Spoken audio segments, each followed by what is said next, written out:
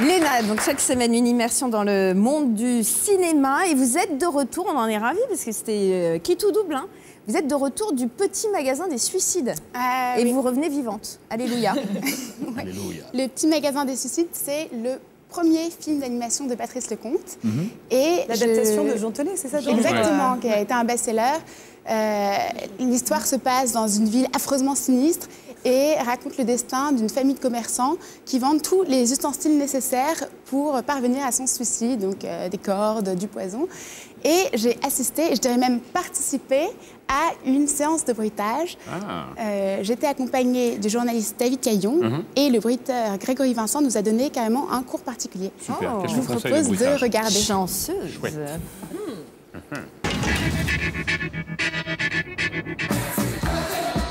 Est-ce que vous saviez que dans la grande industrie du cinéma, il y a des types dont le métier, c'est de faire des bruits bizarres? Ces types travaillent dans des auditoriums de bruitage, et là, je vais voir à quoi ça ressemble.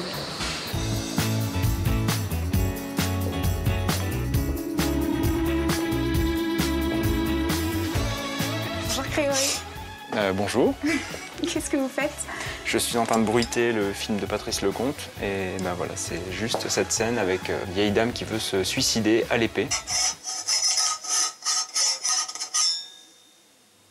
1, 2, 3, 4, 5, 6, 7.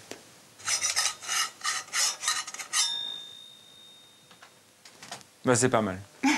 Grégory, est-ce que vous pouvez nous donner votre définition personnelle du métier de bruiteur? Le rôle du bruiteur, pour répondre à la question, c'est de donner une identité sonore aux acteurs ou aux personnages quand il s'agit de films d'animation. Est-ce que vous, par exemple, quand vous sortez du cinéma, vous dites les acteurs étaient super, le scénario était génial, mais le bruitage, par contre, c'était pas top? C'est normal de ne pas entendre le bruitage parce que c'est son rôle. Un bruitage qui fonctionne vraiment bien, c'est quelque chose qu'on oublie. Il s'intègre totalement à ce qui se passe dans l'image. Voilà. Alors ça, c'est une paire de chaussures d'homme, mais que j'utilise beaucoup pour faire les femmes, bizarrement. Mais je pense que celle-ci vous intéresserait plus. Et ça, c'est quoi? Ça, c'est un plancher, différents sols pour pouvoir faire dans les appartements, selon les films, il y a différentes matières. Là, j'ai vu qu'il y avait plein d'accessoires. J'aime bien mettre ça sur les poules, par exemple. C'est juste des aimants. Et ça sert à quoi, ça? Je bruite beaucoup de petits bruits d'électricité, électricité statique. Et ici, c'est tous les objets qui grincent, qui couinent. Voilà. Je me souviens avoir bruité une vieille grand-mère avec ça. Et puis, il y en a partout. Hein. Ça peut être des portefeuilles, des lunettes, tous les objets de la vie quotidienne. La célèbre noix de coco. Ça sert à quoi, ça? Ah ouais. Alors ça, c'est un accessoire qui sert pour le vin, pour boucher des bouteilles. Ça, c'est un coude, c'est de la tuyauterie. Et j'ai bruité des armes avec ça. Voilà, des chargements. J'ai pu faire pas mal de sons avec ça. Et puis là, je me sers de ça aussi pour faire des sons de canon. Voilà, pour des fusils, par exemple.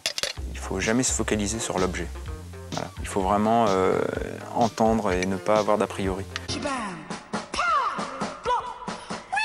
Donc j'ai dit une ruelle un peu sinistre. On va la salir un petit peu. Alors c'est un métier un peu salissant, hein, le bruitage. Voilà, ça c'est bien. Alors il y a un peu trop de son de vêtements, parce que les bruits des vêtements on les fera à part. Donc, voilà, c'est beaucoup plus beau. Et là, on va pouvoir y aller. Je suis prêt, Vincent.